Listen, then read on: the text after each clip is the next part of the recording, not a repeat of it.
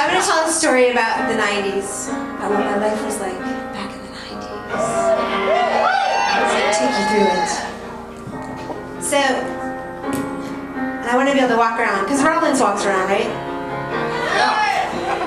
Anyways, in August of 1990, I found myself laying on my stomach in the woods with a pair of binoculars, bottle of Canadian Club, and my friend Kurt Cobain. The reason why I had the binoculars was because I was the lookout while he ran across the street to a teen pregnancy center that had just opened in our town. And it really wasn't a teen pregnancy center. It was a right-wing con where they got teenage girls to go in there and then told them they were going to go to hell if they had abortions. Since Kurt and I were angry young feminists in the 90s, we decided that we were going to do a little public service that night. We drank our Canadian Club, and he watched out while I went across the street and wrote, "Fake abortion clinic, everyone." That was kind of like the pragmatic one or whatever. And he was more creative, so he went over and in 6-foot tall red letters he wrote, "God is gay." It was kind of cool like that. So after that we polished off the Canadian Club and we lived in Olympia, Washington. We walked down the hill, we went to the bar, we got some more Canadian Club. Then we went to my apartment, we got some 40 ouncers, we got a little more drunk. And apparently I insulted just about everybody in my whole entire town, and I threw up on someone's legs. And it was one of those nights that, like, later on, every time anybody mentions it, you don't want to think about it. So I ended up at Kurt's apartment, and I smashed up a bunch of shit. And I took out a Sharpie marker and I wrote a bunch of shit all over his bedroom wall, and it was a rental, so it was like really kind of lame that I did that. And then I passed out with the marker in my hand.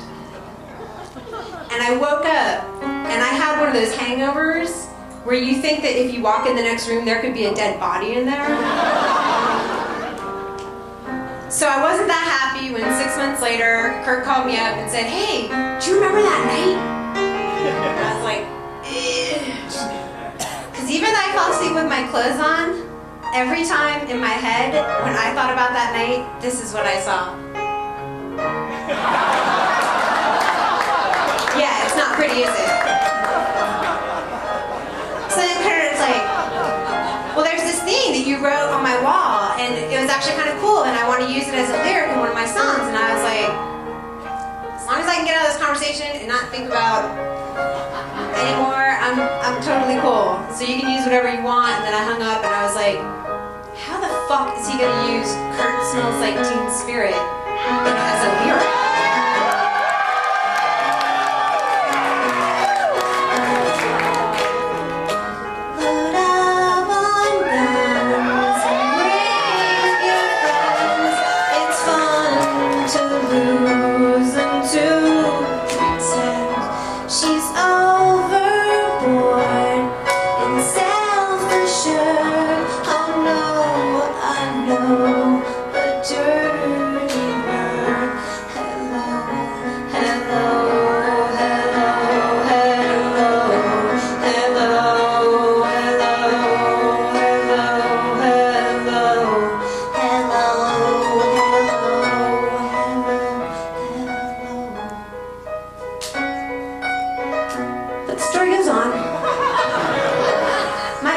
Went on tour, and we were in a fucked up, broken down, dark green van. Licked carbon monoxide. We always were falling asleep. Don't know why.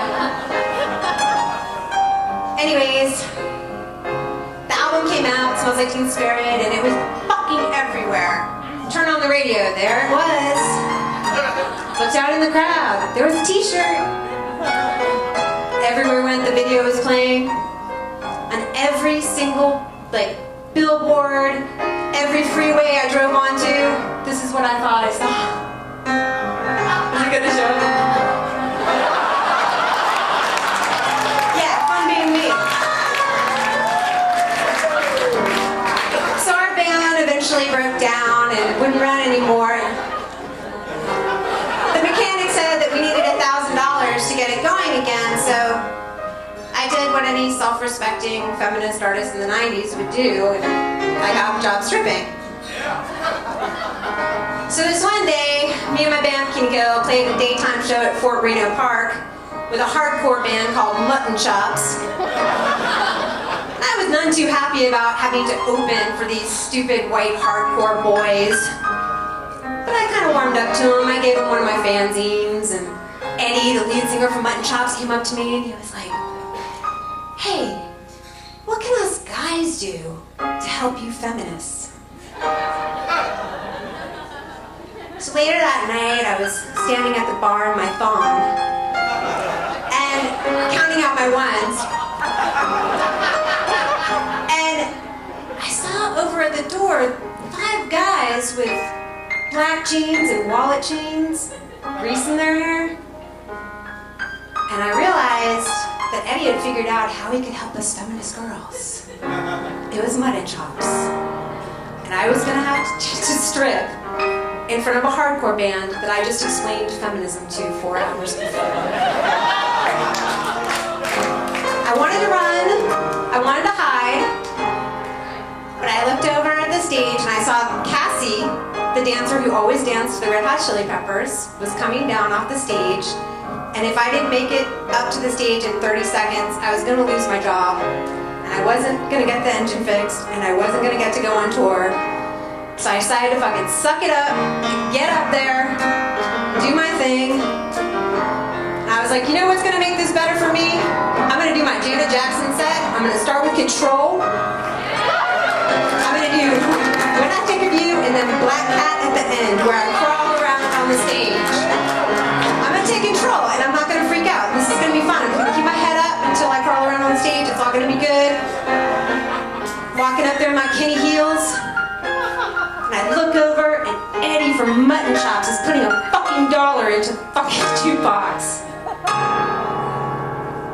And as I drop my robe,